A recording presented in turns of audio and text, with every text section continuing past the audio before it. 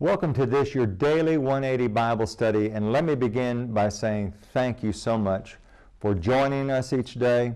For those of you who share the post on Facebook, we appreciate that so much.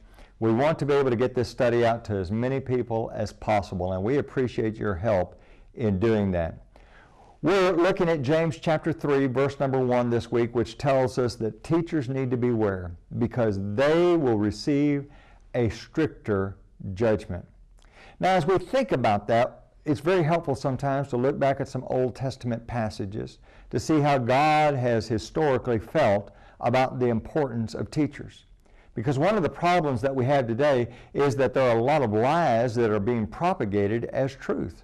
Now look at Ezekiel chapter 13 and verse number 22. Because with lies you have made the heart of the righteous sad, whom I have not made sad, and you have strengthened the hands of the wicked, so that he does not turn from his wicked way to save his life. Now, isn't that sad? Telling good people, you're doing the wrong thing, and telling evil people, oh, that's fine, that's good, you just keep on doing that. Sounds a little bit like our society today, doesn't it? You know, preachers have a great responsibility, and that is to tell people the truth, the whole truth, and nothing but the truth, to speak it in love, but to speak the truth. Now, I want you to listen to Ezekiel chapter 3, beginning with me at verse number 17. And this is what the charge that God gives to Ezekiel. He says, Son of man, I have made you a watchman for the house of Israel. Therefore hear a word from my mouth and give them warning from me. When I say to the wicked, you shall surely die, and you give him no warning, nor speak to warn the wicked from his wicked way to save his life, the same wicked man shall die in his iniquity, but his blood I will require at your hand.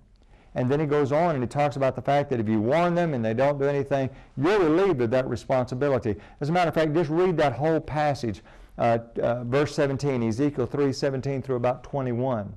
And you'll see here that God's saying, you have the responsibility, preacher, Bible teacher, to be a watchman.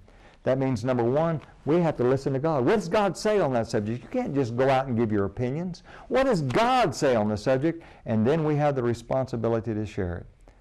I heard about a preacher this last week, very sad situation. He was afraid to condemn same-sex marriage.